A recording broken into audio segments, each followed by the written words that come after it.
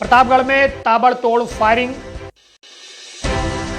Kasganj GRP police अधीक्षक अचानक निरीक्षण। आजमगढ़ में भूमाफियाओं के हौसले बुलंद, जीवित व्यक्ति को मृतक दर्शाकर जमीन कब्जाई। अलीगढ़ के जागरूकता मसाल रैली में हादसा। नमस्कार, आप देख रहे हैं निगाहें इंडिया न्यूज। मैं हूं नितिन द्विवेदी। अब खबरें विस्तार से। पहली खबर यूपी के प्रतापगढ़ जिले से है, जहां पर बेखौफ दबंगों ने सरेआम की ताबड़तोड़ फायरिंग। कंधई थाने के कांपा बाजार के पास दबंगों ने मारी गोली। धर्मेंद्र शुक्ल को लगी 3 गोलियां। मामूली कहासुनी के बाद 3 दबंगों ने धर्मेंद्र को लक्ष्य कर झोंका फायर। इस मामले में 2 गोलियां पेट में लगी हैं, तो वहीं 1 गोली हाथ में लगी। घटना के बाद गंभीर हालत में घायल को मेडिकल कॉलेज में भर्ती कराया गया, जहां से डॉक्टरों ने गंभीर हालत को देखते हुए प्रयागराज रेफर कर दिया।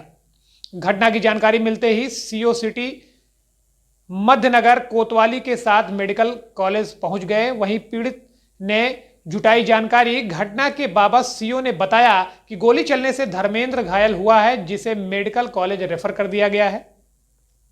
हमलावरों की गिरफ्तारी के लिए स्वाट एसओजी के साथ ही कंधई थाने की पुलिस को भी लगाया गया है। जल्द ही आरोपियों की गिरफ्तारी और विधिक कार्रवाई की जाएगी। हम कार खड़ी करके गए 1 किलोमीटर दूर एका पे। ओकरे बाद उन्हें आए, हम इन जानते रहे जाए कानपुर कर। तो हम कहे भाई हम टेकअप न जा जानता है, हम टेकअप नहीं गए। 1 किलोमीटर दूर जैसे हम पहुंचे तो हमें लगे तुरंत फायर कर दी उन्होंने। लोग रहन 3 व्यक्ति को गोली लगी है, जिसे जिला अस्पताल लाया गया था और यहां से एसआरएन रेफर कर दिया गया है, जिस संबंध में गहनता से जांच कर आवश्यक विधिक कार्रवाई की जा रही है। कितनी टीमें आरोपियों की गिरफ्तारी? इसमें स्वाट और एसओजी की टीमें जो है लगी हुई हैं और थाने से भी टीमें इसमें कार्य कर रही हैं। शीघ्र ही अभियुक्तों की गिरफ्तारी सुनिश्चित की जाएगी। दूसरी खबर यूपी के कासगंज जिले से है। रेलवे जंक्शन स्थित जीआरपी थाने का जीआरपी पुलिस अधीक्षक मोहम्मद मुश्ताक ने औचक निरीक्षण किया। इस दौरान उन्होंने जीआरपी में रखे दस्तावेजों को भी देखा। उन्होंने रेलवे स्टेशन पर चेकिंग व्यवस्था का भी निरीक्षण किया। इस दौरान जीआरपी थाने परिसर में गंदगी देखकर नाराजगी भी जताई। जीआरपी एसओ को थाने की रंगाई पुताई व परिसर की साफ सफाई के निर्देश भी दिए गए। इस दौरान जीआरपी पुलिस अधीक्षक मोहम्मद मुश्ताक ने बताया कि उन्होंने महिला पुलिस कर्मियों को मिशन शक्ति के तहत महिलाओं को जागरूक करने के निर्देश भी दिए। साथ ही ट्रेनों में चलने वाले पुलिस कर्मियों को ब्लूटूथ स्पीकर व ड्रैगन लाइट की भी दी गई है, ताकि यात्रियों की सुरक्षा के लिए चलते रहें। साथ ही असलहों की हैंडलिंग भी कराई गई, ताकि पुलिस कर्मी उसको लेकर चल सकें। साथ ही कोरोना को देखते हुए पुलिस कर्मियों को निर्देश दिए गए कि यात्रियों को मास्क के प्रति जागरूक भी करते रहें। देखिए, एक एनुअल इंस्पेक्शन जो है वो आज कासगंज थाने का जो है वो किया गया है। इसमें जितने भी हमारे रिकॉर्ड्स होते हैं थाने के, उन सब का किस तरीके से रख रखाव है इसको चेक किया गया है। और जितने भी रजिस्टरों की जो एंट्रियाँ होती हैं वो सही तरीके से हो रही हैं या नहीं हो रही हैं, वो सारा चीज़ जो है वो चेक किया गया यहाँ पे। इसके अलावा क्योंकि ठंड का मौसम है और कई सारी ट्रेनों में जो है हमारे एस्कॉर्ट कर्मी जो है वो चलते हैं, तो प्रॉपर एस्कॉर्ट कर्मियों को ब्रीफ।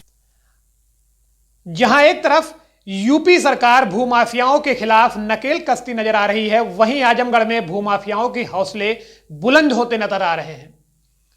आजमगढ़ में भूमाफियाओं का हाल आपको बता दें कि भूमाफिया आबादी की जमीन सहित बारात घर पर भी जमीन को कब्जा करने में लगे हुए हैं और उसमें कोई कसर नहीं छोड़ रहे हैं।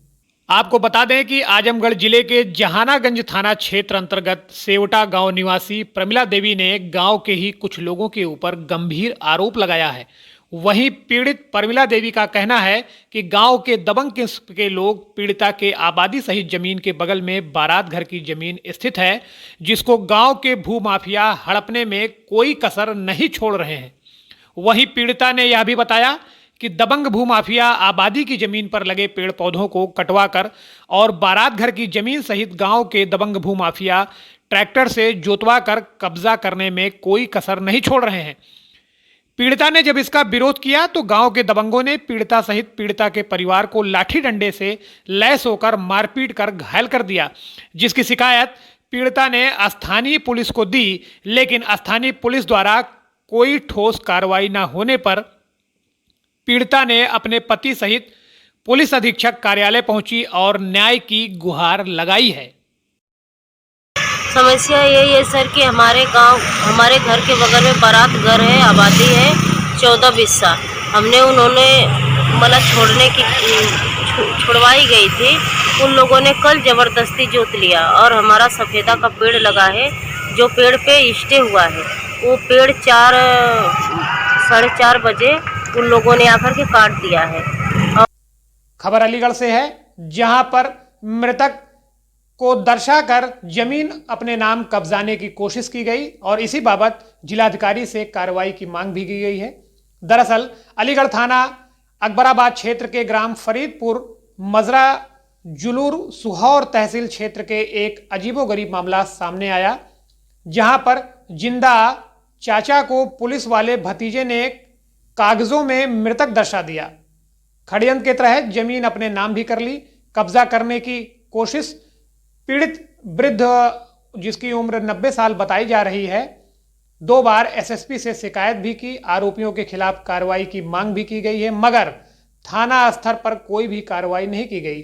पीड़ित रघुवीर पुत्र सुरनाल ने आरोप लगाया कि मेरे बड़े भाई का पुत्र पुलिस में है, शुरू से ही अविवाहित है, मैंने विवाह नहीं किया। मेरा भतीजा अमर सिंह पुत्र महिपाल ने मेरी 12 बीघा जमीन कब्जा कर लिया, जिसे षड्यंत्र के तहत कागजों में मृतक घोषित कर दिया गया, अपना नाम दर्ज भी कराया गया, जबकि मैं जिंदा हूं। लेकिन पीड़ित का भतीजा वर्तमान में सेवानिवृत्त होकर आगरा में रहता है।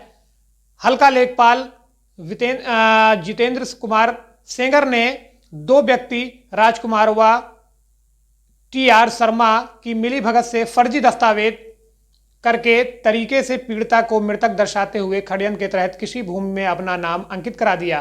पीड़ित वृद्ध ने अंधे होने के कारण अपनी बहन के यहाँ चला गया। आज तक वृद्ध ने अपने नाम की उपयोग भूमि को इस बाबत कोई भी कार्रवाई नहीं की और मृतक के पक्ष में लिखा है कि पीड़ित गांव में ही अराजी कृषि संख्या गाटा संख्या जो 667/22-34/5/2 रकबा 0650 ये जिंदा है। मृतक घोषित कर वृद्ध षड्यंत्र का शिकार हुआ है। जिलाधिकारी ने वृद्ध को आश्वासन दिया कि कार्रवाई के लिए अधिकारियों को अवगत कराया गया। भरोसा दिया गया है कि जांच के करके कार्रवाई भी की जाएगी। अच्छा, किस मामले की शिकायत लेके आए हैं? मेरी जमीन 12 बीघा अमर सिंह ने अपने नाम करा लिया, मृत्यु के पत्र दर्शा। मतलब आपको मरा दिखाया है? मरा दिखा, बिल्कुल। आप जिंदा हो? मैं जिंदा हूँ। कितनी जमीन? 12 बीघा। तो अपने नाम कर ली है? हाँ।